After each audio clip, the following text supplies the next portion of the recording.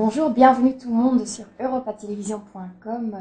Nous nous sommes réunis avec Monsieur François Alfonsi, qui est député au Parlement européen à Bruxelles.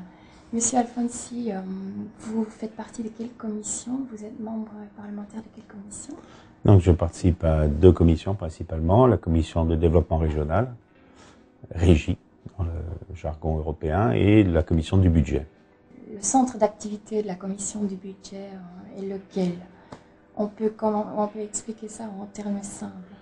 Mais pour le développement régional, il s'agit donc d'organiser les politiques de cohésion, que ce soit au niveau des États, politiques de cohésion vers les nouveaux pays qui sont rentrés dans l'Europe récemment et qui ont des niveaux économiques assez faibles, donc on aide à se développer, et aussi par rapport aux disparités interrégionales entre les régions qui sont en retard de développement et qui bénéficient des aides européennes pour elles aussi rattraper leur retard. Donc la Commission prépare son budget, le soumet au Parlement, le Parlement donne son avis, et il y a une procédure de négociation entre la Commission et le Parlement pour que l'avis du Parlement soit pris en compte par M. Barroso et la Commission, dans le cadre d'une procédure qui est une procédure de codécision.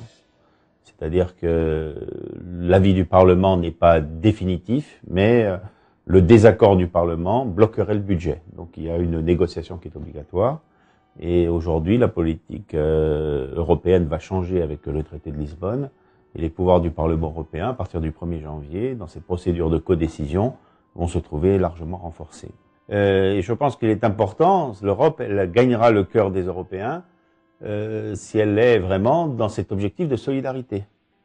Je pense que les 10 dernières années, peut-être un peu moins, on parle plus compétitivité que solidarité. Bon, et on met plutôt les régions, les peuples, les économies en concurrence qu'en complémentarité. C'est peut-être pas la bonne direction. Nous, notre groupe, on est très attaché à ce que l'Europe exprime cette mission de solidarité pour amener des gens qui étaient dans une situation très différente. Bon, il y a 25 ans, c'était encore le franquisme en Espagne.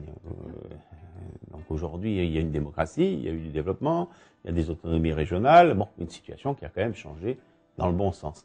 Il y a 15 ans, il y avait le fascisme en Roumanie.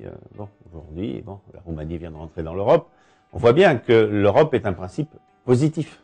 C'est un principe qui amène ceux qui peuvent être au contact et qui peuvent l'intégrer à avoir de grands progrès, des grands progrès en démocratie, des grands progrès en pouvoir et en action économique, et même des grands progrès au plan social. Comment le Parlement européen devrait-il sanctionner les pays qui ne respectent pas les lois qui ont été établies au niveau européen?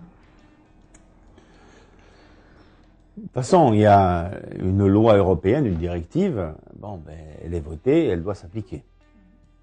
Et s'il n'y a pas d'application, il doit y avoir sanction. Alors il y a déjà des domaines politiques où les sanctions s'exercent avec une certaine sévérité. Je pense par exemple à ce qui se passe en matière de concurrence. Quand des grandes entreprises, quand certains États n'appliquent pas les règles de la concurrence et qu'on met en évidence une fraude organisée par rapport ou des ententes entre entreprises, les amendes sont sévères. Les amendes sont sévères et les décisions de justice sont extrêmement dissuasives. Bon, alors il est évident que il y a sûrement des fraudeurs qui arrivent à passer à travers les mailles, mais ceux qui sont pris dans le filet, ils sont quand même sanctionnés assez durement. Donc je crois qu'il faut avoir dans toutes les politiques, pas simplement, c'est vrai que l'économie a trop de place aujourd'hui dans les priorités européennes. Il faut avoir une économie prospère, faute de quoi évidemment les sociétés sont en difficulté, donc il le faut. Mais il n'y a pas que sur l'économie. Je pense qu'il y a sur le respect des droits de l'homme, sur le respect de la démocratie, sur le respect des pactes des anticorruption. Sur ces domaines-là, on est loin de rencontrer la même sévérité dans les décisions européennes.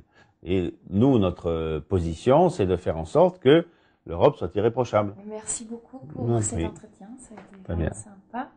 Merci également à tous les spectateurs de europatelevision.com.